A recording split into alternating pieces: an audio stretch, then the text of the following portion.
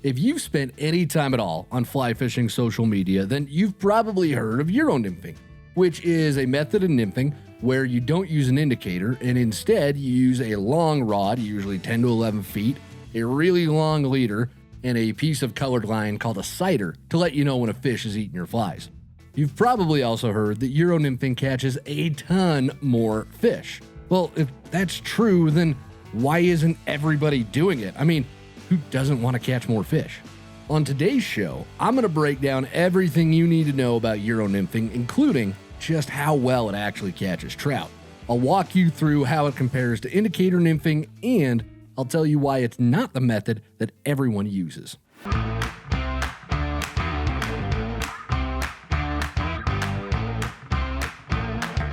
This is Untangled, Fly Fishing for Everyone, presented by Ventures Fly Company. Hey everybody, welcome to it. This is Untangled, and I am your host, Spencer Durant. You know, it's freaking fantastic to be here this week, especially to be here to talk all about nymphing. That's right, we're wading into that murky world of fishing with nymphs. It's where people end up when they can't catch fish on dry flies. Okay, I'm kidding, of course. Nymphing's great. It's a very effective way to catch fish. I've been doing it a whole bunch lately. The rivers are still nice and high around here from runoff, so that's been the name of the game. If you want to catch fish, you're getting down and dirty with those nymphs. That's what you're doing. And as much as I might poke fun at it, if this is your first or second time here at Untangled, I poke fun at nymphing sometimes, and it's all in good fun, right? I'm not hating on it in reality. It's a very effective way to catch some fish. And on today's show, I'm going to walk you guys through not just nymphing in general, but I'm going to look at the most popular method of nymphing. I feel safe calling it that, which is indicator nymphing. And we're going to compare that to Euro nymphing. And we're going to look at the pros and cons of each method, and we'll show you which one is more effective at putting fish in the net. And hopefully by the end of the show, you have a well-rounded idea of what both methods are, so you can decide if Euro nymphing is something that you want to try for yourself. Now, I would wager that most every new fly angler, when they learn to fly fish, they learn how to indicator nymph very early on. I think that's a default that a lot of guides and teachers and friends showing friends how to fish go to, because really all you've got to do with an indicator nymph rig is you put some nymphs underneath a bobber, and I'll use bobber and indicator interchangeably throughout the show, and I'm not ragging on it by calling it a bobber. That's what it does, right? It bobs in the water. It lets us know when a fish is eating it. I just try not to take this stuff too seriously. Again, if this is your first or second time here at the show, if you're new here, welcome. Thanks for tuning in. But remember, I like to poke fun where and when I can. But indicator nymphing, you just stick those nymphs under a bobber. You just got to learn how to roll cast and how to drift your flies through good-looking water. It is fairly simple. There's more nuance to it than that, but there's fewer casting mechanics to master with nymphing, which I think helps the learning curve in fly fishing, because fly casting, and especially good dry fly casting, can be very challenging for new anglers to learn. I just spent some time about a month ago with a brand new, never picked up a fly rod before angler, and the fly casting really kind of kicked her butt. It wasn't until later in the day that it all clicked. So I definitely understand why we teach so many new anglers how to fish with an indicator nymph rig at the beginning, right? But if you spend any time in this sport, if you move beyond your first day on the water and you want to keep doing this, then you are probably going to come across a style of nymphing that's commonly referred to as Euro nymphing. Euro nymphing is just a catch-all term for techniques that originated or were popularized over in the Czech Republic, in France, Spain, and some of those other European countries. It's the method that's primarily used during international fishing competitions, so you might hear it referred to as competitive nymphing as well. That's what we're talking about. All right, all these things are referring to the same, relatively the same method. Now, the biggest difference between Euro nymphing and indicator nymphing is that you don't use a strike indicator. You throw the strike indicator away, you never look at it again, right? It's dead to you. If you pick up a Euro rod, You'll never have a bobber in your vest, chest pack, sling pack, backpack ever again. Instead of that strike indicator, use a long leader. Often they're around 20 feet long. Use some very heavy nymphs, and then you use a piece of colored leader, which is called a sighter, and that tells you when a fish is taking your fly. Now, that's a very simplistic, like 1,000-foot view of what Euro nymphing is, but that's the main difference between it and indicator nymphing. Now, when you switch to Euro nymphing, if that's something you do, when you get rid of that strike indicator, you're using just a long leader. That gives you a direct connection to your flies, and there is no slack in your setup whatsoever. Now, this is also why you might hear this referred to as tightline nymphing, because there's a tight connection between you and your flies. You throw your rod out there, you lift the tip up, you keep the line tight, and you feel everything that's going on with those flies. The reality of getting rid of that strike indicator and having that direct connection to your flies means that you get a ton of information fed back to you about what your flies are doing, including when a fish eats them. You also have immense control over the drift of your flies since you have a tight line to them all the time. You can move the drift very, very minutely. You can make tiny adjustments. You can make big sweeping adjustments, and it's all very fast and very effectively done with a Euro rig. This rig is more sensitive and it provides more feedback to the angler than an indicator rig. Just by nature of how an indicator rig works, there's slack in that system. You've got slack line on the water. You've probably got a little bit of slack going from the indicator to the first of the flies. There's none of that. No slack whatsoever in a Euro setup. It is all a tight, direct connection to the fish.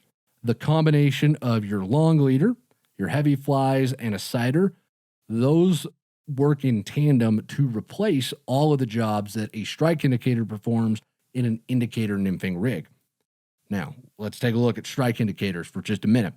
Whether it's a yarn or a plastic one or any other kind of strike indicator, they usually serve three purposes for you in a nymphing rig. First off, they're going to suspend your nymph at a certain depth so that you can be sure your flies are in the strike zone as much as possible. And if you, for those who don't know, the strike zone is the area of the river where the fish are most likely to eat nymphs. And usually that is right down on the bottom where the current is the slowest. There's a lot of food. The trout can hang out there. They can get fat and happy like me at a buffet, and they don't have to work too hard for their food. So that's the strike zone, is getting those flies down deep to where the fish are most likely to snack on them. So your indicator can help hold your flies right there in the strike zone. Second job that the indicator has is it will help you see if there's drag on your flies. And drag just means that your flies are drifting in a way that's not natural. They've got a little bit of a wake coming off of them. They're moving against the current. They're not moving with the current. That's what drag means. And the last job that your indicator performs is it will tell you when a fish has gone ahead and eaten your fly. In a Euro rig, your long leader and your rod, typically you're using like a 10 to 11 foot rod, although I do know a few Euro anglers who fish longer. I want to say I know a feller who fishes a 12 footer, but I might be misremembering, but usually they're 10 to 11 foot rods. Usually 2 to 4 weights are the very popular weights. You want a very long, light rod that has a lot of sensitivity, so you get a lot of feedback. But that combination of that long leader and rod, those two work in tandem to allow you to control the depth of your flies simply by raising or lowering the rod tip and then stripping in some of your leader.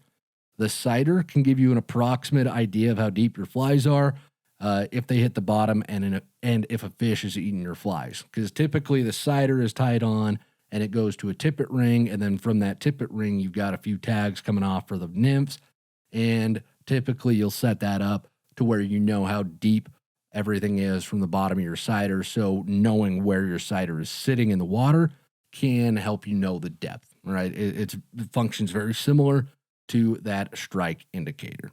We could spend another 2 or 3 hours going over the finer points of Euro nymphing rigs and exactly what all the technique entails, but that explains it fairly well. That gives you a very good knowledge of it, and I think even if you're very new to fly fishing, you can still understand the gist of what Euro nymphing is supposed to be. So with that explained, let's take a look at this technique's advantages over indicator nymphing, right? These are the reasons that you want to pick Euro nymphing over indicator fishing. Number one, I mentioned this before, but it bears repeating because it is so important, and that is the increased feel, right? Because you have that really tight line to your flies through the entire drift, you feel as that fly hits every rock, every branch, or every other piece of debris in the river. You feel everything. The first time that I ever went out Euro nymphed, I actually got the opportunity to learn how to do this from Gilbert Rowley. And for those who don't know, Gil is a fantastic angler and an extremely, extremely talented filmmaker. He does a whole bunch of wonderful films that are in the Fly Fishing Film Festival every single year. He's just incredibly talented. And he and Lance Egan took pity on me and showed me the ropes on this a while ago. And so I'm forever indebted to both of them for it. But Gil took me out on a river down in Utah back when I was living there. And he showed me the ropes, said, this is what you want to do. This is how you want to do it. And we went through it, and I could not believe the first time that I Euro nymphed how I literally could feel every single rock that my fly hit. I could feel every branch it bumped against, and I could feel every single time a fish took it and every single time I missed the fish taking it. It's uncanny how much feel you get in the rig when you remove the strike indicator and just have a direct, tight connection to your flies. So when people who love Euro nymphing talk about that increased feel, they're not blowing smoke. That's real. That's legit. I've experienced it. It's incredible. And that increased feel gives you a ton of control over your flies. You've got way more control over them than you do with an indicator rig. And like I mentioned, it gives you so much more feedback so you know if the flies are where they need to be, if they're in that strike zone. Another pro to Euro nymphing would be that you can see and feel more takes with this rig than you will with an indicator rig. Even though strike indicators are light, right? They don't weigh too much. The plastic ones, the foam ones, they're all very light.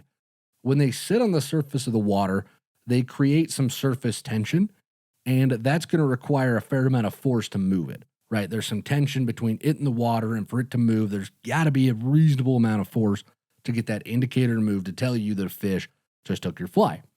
So that means you're not going to feel or see every single strike.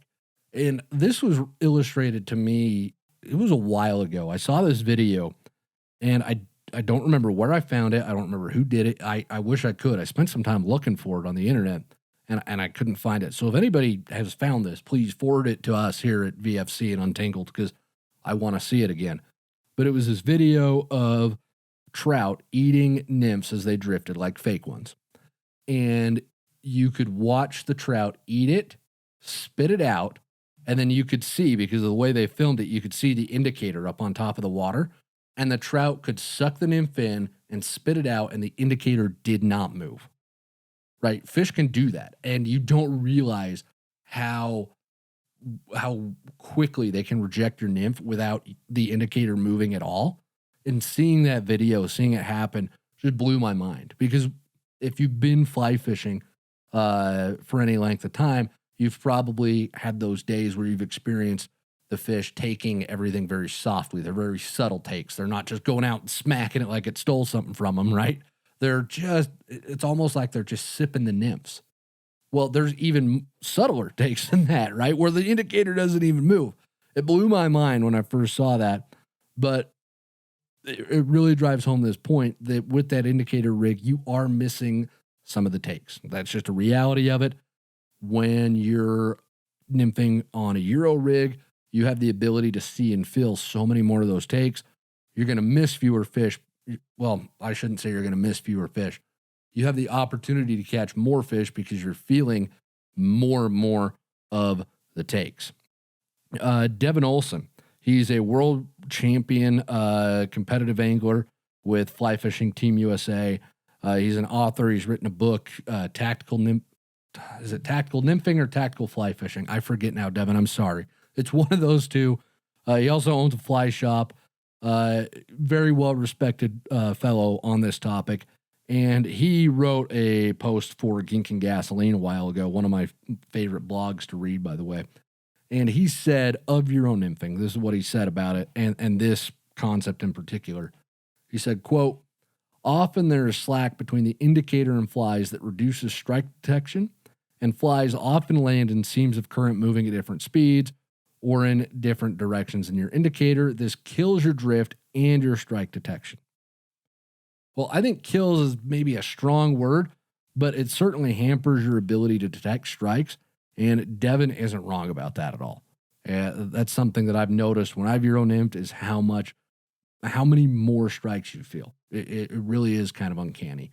And I'm going to link that whole story that Devin wrote in the podcast description for anybody who wants to read it.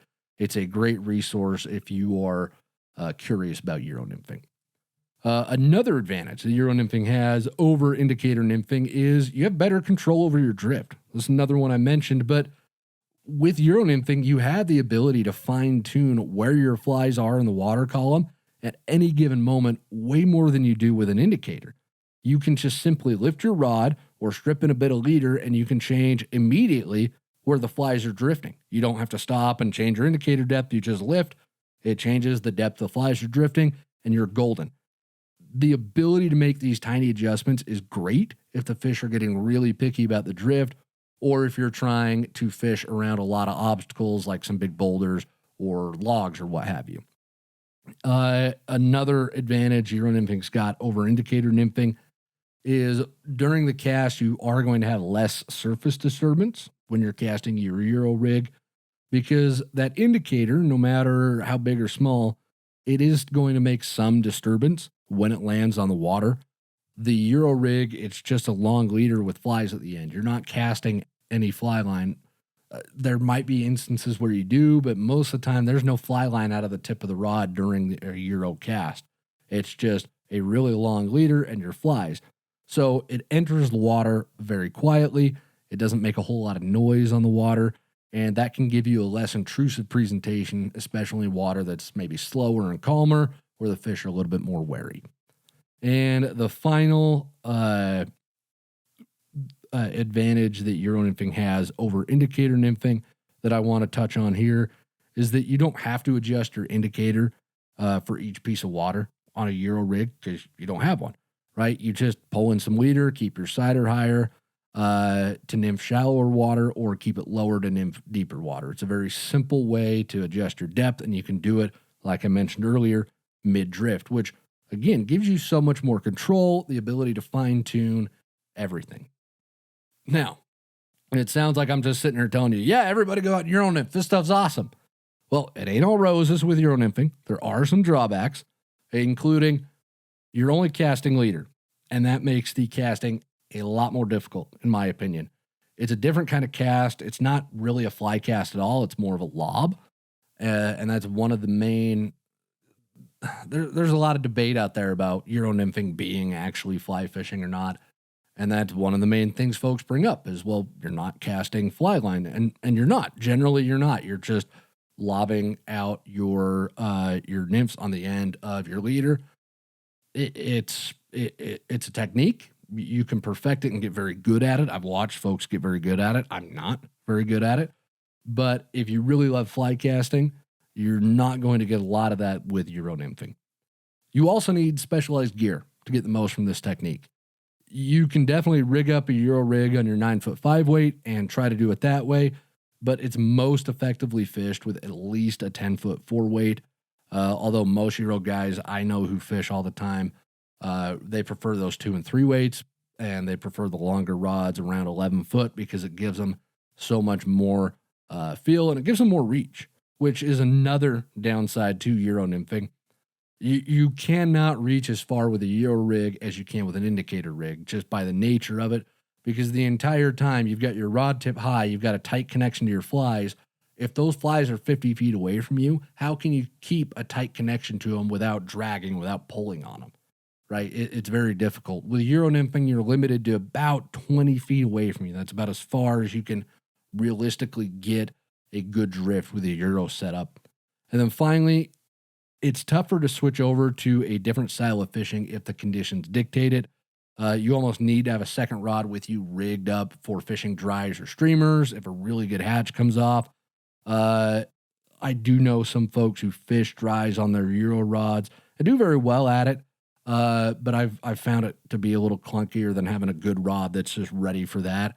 So if you're the type of angler who wants to be able to fish dries and streamers and nymphs all in the same day, Euro nymphing is going to limit you a little bit because you're either going to need a second rod or you're going to have to work a little bit harder to make the Euro rod cast your dry flies and whatnot for you. After all that, I bet Euro nymphing still sounds pretty good, right? More sensitive, you've got more control over it, you can fine tune the drift, you can detect way more strikes. Well, let me extol the virtues of indicator nymphing for just a minute, because there are plenty for it as well. The first thing that makes indicator nymphing attractive in my eyes, and I think for a lot of beginners, and for just a lot of anglers in general, is it's simple, right? It is a very simple process. I have so much fun decoding hatches and tying up long leaders to fool really picky fish that are feeding them like a size 68 or whatever. It's just microscopic midge.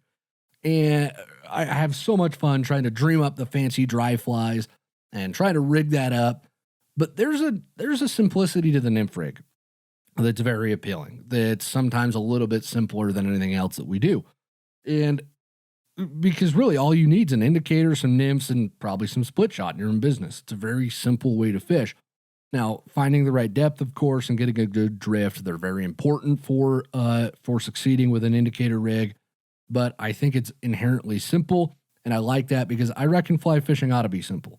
You can certainly complicate this sport as much as you want to, and that's your prerogative, but you don't have to. That's what's so brilliant about fly fishing. It can be as easy or as simple as you want to make it. Another reason that you might want to consider indicator nymphing over Euro nymphing is it does allow you to cover more water. You can cast further, and so long as you can mend well, you can extend a drift as long as you want.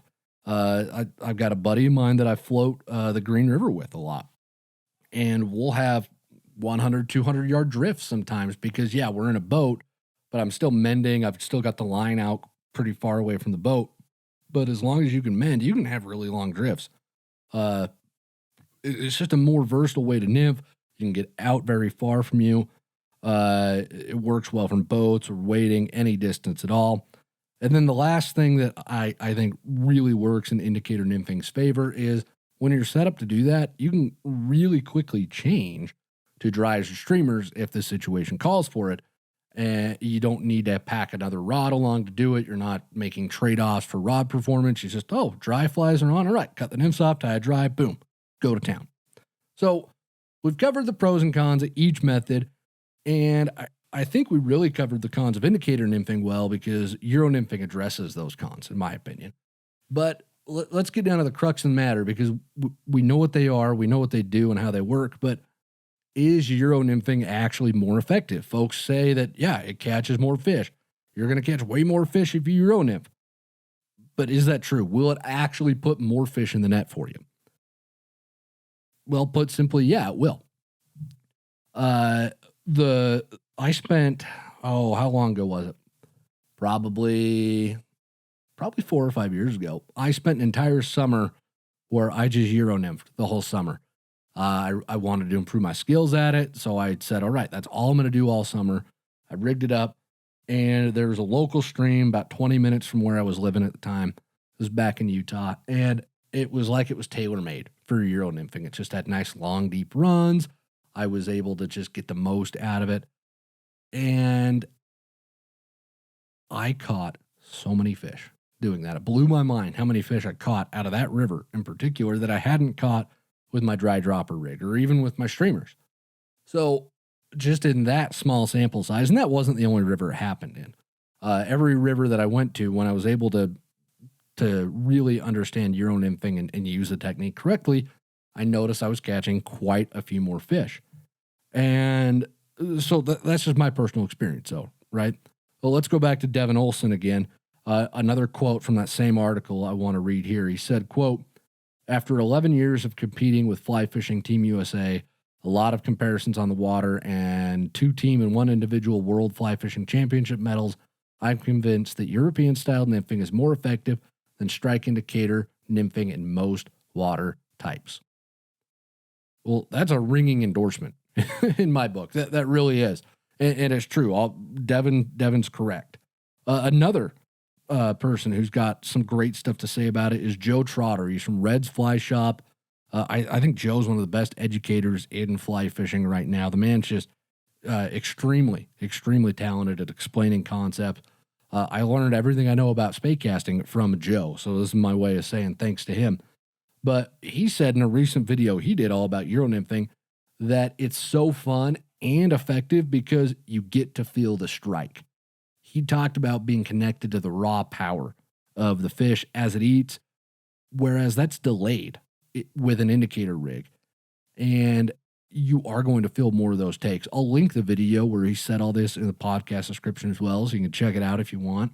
But what Joe described is very similar to how I feel about dry fly fishing, which I thought was kind of interesting. So we've got some folks. Devin obviously knows his stuff. Joe knows his stuff. If these people, and then a lot of just average anglers, are saying that, yeah, Euro nymphing is so effective, then why don't we all do it? Why aren't we all out there Euro nymphing right now instead of listening to Untangled? Well, I mean, hopefully you could listen to Untangled on your way to the river, right? I'd like to see me as an addition to your fishing experience. But seriously though, why don't we all do this? Why haven't me and Alex covered it in our beginner fly fishing masterclass here at VFC? Well, there's a few reasons for that. First off, Euro nymphing's tough. It is tougher to learn than indicator nymphing. You've got to have specialized gear for it. And for the beginners getting into the sport, it's tough to ask them to pony up for 2 rods. That's just a lot to ask for, okay?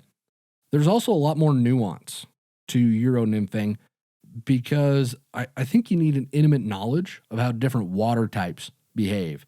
What should you expect in a run versus a riffle versus pocket water? How are your flies going to behave? What's the speed going to be like? You've really got to understand a little bit more about how rivers are structured and how they're built to really get the most out of Euro nymphing, in my opinion, right? And that's a lot to ask a beginner because we're throwing so much at you that's completely different from every other style of fishing that tell you, oh yeah, you got to be an expert on water types and how water moves. That's just one more piece to the puzzle. I think learning how rivers behave comes with time. So as you're learning, you might catch some fish, which I think indicator nymphing allows you to do very well. As you learn those types of waters, you indicator nymph them, and it kind of cements that in your brain. Whereas with Euro nymphing, I don't know that the learning curve would be as not as steep as it is with Euro nymphing. But the nice thing is, if you're interested in getting to the more technical side of nymph fishing, then you can refine your nymph fishing skills by learning how to Euro nymph. Now, personally, I don't Euro nymph a whole lot because for me, I love the visually stimulating aspect of fishing a dry fly or a dry dropper rig because I love to watch a dry fly float down the river. I love hanging on the hope that a fish is going to come up and eat my dry fly. I'll take that over watching an indicator or a sighter any day of the week. And that's purely personal preference. I'm not hating on nymphing. Like I said at the beginning of the show, it's a perfectly great way to fish. I just find dry flies that much more visually appealing to me. And, if my goal was just to catch a whole bunch of fish, I'd probably spend more time Euro nymphing. But I don't think fishing should be about all about how many fish you catch anyways. Euro nymphing feels to me almost too surgical and too precise. I just don't enjoy it as much as I enjoy the traditional methods that I grew up learning. And I think part of what draws us to fly fishing is the art of the fly cast. And you do lose that with Euro nymphing. I enjoy casting. I love dry flies, and I love the ability to switch between tactics as the day dictates that I should. So I feel like I'm a little closed off with Euro nymphing. That's not to say that Euro nymphing isn't a valuable way to fish or a valid way to fish. I'm just trying to express the reason why I don't do it personally. Me and Alex have talked about doing it more. We batted that idea around, but for now, I'm happy. I'm happy where I'm at with my dry flies and my dry droppers, and I don't see that changing anytime soon. But that's just my 2 cents, right? I want you guys, if you think this is something that sounds interesting, go out there and try it because it is a unique experience. It is very interesting to try. And I definitely encourage folks to at least give it a shot if it's something that sounds interesting at all. So hopefully you found something helpful in that rambling. Hopefully that made sense. I know that was a lot of info to shove at you, but thanks for sticking with it. And you're going to want to get comfortable because the Q&A section of this show is coming right up.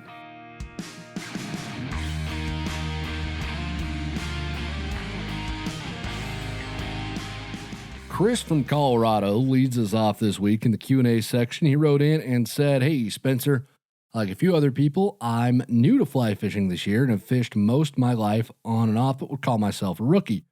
2 questions for you. Number 1, I've noticed Venture Fly Co. and others speak nonstop about proper fly presentations and correct depth, but I see tons of people, Instagram and YouTube for example, doing ridiculous casts and leaving line on the water and catching fish constantly. I've been struggling to get into fish until early June and kind of went along the route of just getting my flies out there. So how critical is presentation when results seemingly tell myself different? And number 2, I've noticed removing small flies like zebra midges are incredibly tough for myself since I have bigger hands. Any tips on removing smaller flies without manhandling a fish? Love the pod from the greatest state of Colorado. P.S. Classic Pepsi all the way." Hey, Chris, thanks. But you're really ruining my attempts at getting this show sponsored by Coke with all this Pepsi nonsense. I've got my Diet Coke right here. Okay, I'm kidding. For anybody new here, I've got a love affair with Diet Coke and buffalo wings, as I'm sure you'll find out very, very shortly into the show. I really do appreciate the question, Chris. Thanks for sending it in. So this is an interesting question, though. I really do like that you sent it in. Presentation is number 1. Like, that is the most important thing when it comes to fly fishing. You said that your experience tells you something a little bit different. Well, I'm gonna go off of what you sent in, and I'm gonna key in on something that you asked in the first part of your question, which was, quote, leaving line on the water and catching fish constantly. All right. Well, unless you're fishing pocket water where you need to high stick your drift, and all high sticking means is that you lift almost all of your fly line up off the water so that there's no drag. And you're doing that if you have a very tight window where you need to get a fly into and you can't afford it to drag. So you cast it out there, you lift the rod super high, keep all the line off, and just let the fly drift there on the water. So unless you're in a situation like that, then you definitely will have fly line on the water. All right. You're going to have fly line on the water. It's going to happen. Part of presentation, part of a good presentation and learning how to present your flies well is managing your fly line in a way that it doesn't drag your fly. So in those videos that you mentioned, I'm going to guess that the folks were probably in a really good spot where they made a long cast and they had a bunch of line on the water because they had to make a long cast to get the fly out there. They're in a good position where that line's not going to drag. Or maybe they mended a lot of their lines so there wasn't drag to begin with. Okay. A lot of those videos that I think you might be referencing, they're fishing on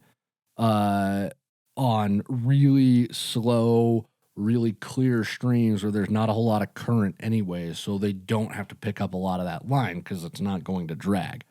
So the fact that you had success when you got your flies out there, as you said, probably proves that point.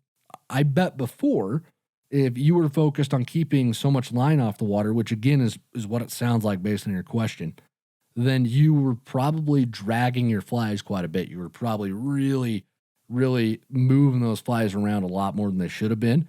But by leaving the fly on the water, as you've started to do since you just get your flies out there, you're probably getting a more natural drift now, which has translated into catching more fish, and that's because the presentation's better. So I'm just basing this off of the details that you sent in. That's my assumption. So if I'm wrong, please let me know so I can help diagnose this for you if you need it. But that's just what I'm assuming here. And for the beginners listening to this too, just remember, presentation matters the absolute most. It is like you can have a fly that's maybe not a great match, But that doesn't matter because if your presentation is really good, there's a good chance of fish are going to eat that fly, right? Your presentation is just incredibly important in fly fishing. It's all about that. We talked about this in episode 78 in depth, the most recent show. So one right before this, because we're on, episode 79. I got it right. So if you want to learn more about why presentation is so important, you can listen to episode 78. Now, as to your second question here, Chris, the best bet when you're trying to get those really small flies out of a fish's mouth is just use forceps or hemostats or pliers. I don't know why we've got like 3 names for the same thing. It's just some grabby things, all right? You use some grabby things, grab the flies. I like to grab close to the bend of the hook so that I'm not ruining the body of the fly at all. And you just pull it out that way. That's the best bet if you're having a hard time with those smaller flies. So thanks a bunch for sending that question on in. Appreciate it. Andrew from Canada has our next question, writes in and says, "Hello again, Spencer. It's your Pepsi friend." Okay.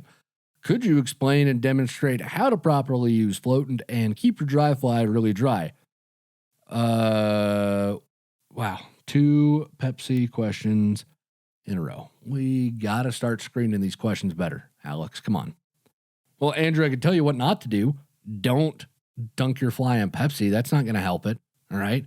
Now, you could put it in Diet Coke as a little pre-treatment. That might help it. Definitely don't put it in Pepsi.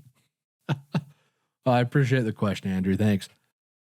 When I fish dry flies, I start out my day, I completely cover the fly in Loon Aquel, I believe is how we say it. Aquel. I'm going to call it Aquel. It's the same floatant that we include in all our starter packs at VFC.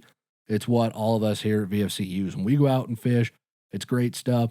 So you just squeeze out enough. You want to cover the entire fly completely. You don't want it to be like dripping off of the fly, but you want it covered. Think of it like a buffalo wing. All right. You want it sauced up nice and good. You don't want it so saucy that it's just dribbling all over your face and you ruin your shirt that your mother-in-law bought you. Because then when you go home, your mother-in-law is going to, "Spencer, why'd you ruin the shirt that I got you?"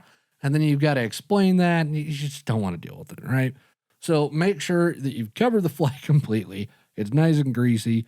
And then grease your leader up about 15 or so inches above the dry fly as well. That'll help it float. Then after that wears off, because it will wear off eventually, I use the Loon Top Ride Dry Shake. So it's the little bottle that you stick the fly in, you shake it, and that dries the fly off and coats it in a substance that helps it repel water, helps it float nice and high. I do that instead of reapplying the Aquel because I found that it keeps the fly floating for longer after the Aquel is worn off. So before your fly gets wet, use a gel floatant. We recommend the Loon Aquel. After it gets wet, use the powder to dry it off. That's going to help you. That's what I do. And I do appreciate you sending that question on in, Andrew. Thank you. Jeff from California has our next question. When to untangle or trash leader and tippet? Well, Jeff, thank you for none of that Pepsi nonsense. I really appreciate it. This is an interesting question. I love the simplicity of it, but it's very interesting because I think we all have our own limits for how big of a tangle we're going to deal with before we just say, to heck with it. I'm going to cut and retie. I have a shorter fuse of this than Alex does. I think it's interesting to watch the two of us on the water and just how differently we approach fishing. It's fascinating. Really the only hard and fast rule here though is make sure that you cut your leader and tippet, trash it, get rid of it. If it's really kinked up or it feels crinkly when you run your fingers over it, it should feel smooth. If it feels crinkly or rough or it feels like it has some abrasions, that's a sign that it's weak and it's better to cut and retie than to risk losing a nice fish. Also, if it gets curled up a little bit and you try to straighten it out and the line refuses to straighten out, then definitely that's a time to just cut it and retie, because if it won't straighten back out, again, that's another sign that it's weak and you probably need to move on and use some different tippet. So thanks for sending that on in, Jeff. I appreciate your question. Brandon from Maine has our next question, writes in and says, "Hi, Spencer. I love everything Ventures Fly Company is putting out for content and actually got caught up in all the fly tying segments on YouTube. Needless to say, that information rollcasted me into your perfect presentation podcast. As an aside, Brandon, that was excellently done. Thank you very much. Oh, he goes on to say, I am very new to fly fishing, though I have fished a good bit of still water for bass. As a starting fly angler with no friends in the sport, what is the best way to find brooks, rivers, and streams that are fishable? Even if the fishing isn't great, I'd just love to test new spots. Thank you for everything you all are doing out here and tight lines. Brandon, great question. Thank you so much, and thank you for all the kind words. We really, really do appreciate that here at VFC. Now, we actually have an entire episode of our beginner masterclass that addresses this topic in depth. It just came out. I'll link to that in the podcast description. Make sure you watch that show because Alex walks you through everything that you need to know on this topic. But in general, and this is one, I would say this is one of the questions that we get asked the most here at VFC is, well, how do I know where to go fish? All right. Well, it's very fair. Living out here in the Rockies, I definitely take for granted how much trout fishing is around me and how much public land I have. So I'm definitely guilty of not always remembering, hey, probably most people, well, I don't know if most people, but a lot of people who fly fish don't have that luxury. Okay. So a couple of things you can do. Number one, go to a fly shop and ask for some ideas. If you absolutely no clue where to go and you need just be pointed in the right direction, fly shop is a great place to start. They're very good about pointing you in the right direction, but it's probably going to be the rivers that are already well known, rivers that the shop guides on. So those rivers might be a bit more crowded. It's completely fine. But if you just need a place to go and to get your flies wet, then ask a fly shop. That's a really, really good place to start out. Another thing you can do is whip out your phone or your computer or dial up the Pony Express and Google fly fishing and then put your state in there at the end. You would be very surprised at just how much information there is about all the local creeks and streams in your state. You may not even realize it, but if you just Google fly fishing you said you were from Maine, right? Fly fishing from Maine or fly fishing in Maine. You're going to be blown away by how much water there is out there for you to go play around on. Another opportunity is you can check your state fisheries website. Basically your Department of Game and Fish. They should all have websites by now. Wyoming does. So I think if Wyoming has one, I think every state has one at this point. A lot of states will have stocking reports that tell you where they've planted some fish, and that can help you find places because then you know that there's actually fish there. So that's good to have that surety that there actually are fish where you're fishing. Some states will even have in-depth guides that tell you what fish live in what water, and they'll describe every river or lake in the state. That's becoming more and more popular lately. So you can definitely look that in that route if you need to. And then last thing you can do, I mean, honestly, just pick a spot on the map and go for it. Exploring is going to help you find new places. You just have to be willing to get skunked every now and then. Just when was it? Last week? Yeah, it was last week. I was coming back over the mountains and decided to check out a creek that I never fished before because it looked good. And I pulled over, I walked up to it, and boom, caught more than that, 3 or 4 brookies, right? It wasn't spectacular fishing. The fish were smaller, but hey, it was fish. It was wonderful. It was a place I never fished before. I just was like, hey, there should be fish in there. And there was. I got lucky. But for every time that happens, you also have times where when I lived back in Utah, there's a river that runs through part of the state, and there's trout in parts of it. But I was like, I'm going to try this part that looks really good, but I had no clue if there were trout in it or not, and there wasn't. I spent all day. I caught no fish. I didn't even see a trout, and I just got my butt handed to me. So for every time that you go out and you find something really great, you're going to have experiences like that where you just don't catch anything, right? That's the reality of it. But as long as you're willing to explore the satisfaction that comes from finding a place when you just look at the map, pick a blue line and go for it, there's a lot of satisfaction that comes from that, of being able to say, yeah, I found this spot. So those would be my 4 tips. If you're really struggling for places to go out and fish, go visit a fly shop, Google fly fishing in your state, check the state fisheries website, and then honestly just pull out a map, look at it, and go for it. And with that, folks, we are going to end this week's episode of Untangled. I am stoked that y'all listen to this show every week. It's wonderful. I love the feedback that we're getting from you. And if you have a question that you would like answered on the show, please send those on in. There's always a link in the podcast description for you to ask those questions. That's what powers the show. We can't do this show without you sending your questions on in. Everything we do here is around answering those questions. Last but not least, if you could please rate and subscribe to this show wherever you happen to listen to it. That helps the show be more visible, helps more people find the good word of VFC, and we can help more anglers have a better day on the water, which is what we are all about here at Untangled and at VFC. And until next week, everybody, get out on the water, find some fish. It's summer, for crying out loud. Put the phones down, go out there, get in the water, touch some fish. And until next week, everybody, tight lines.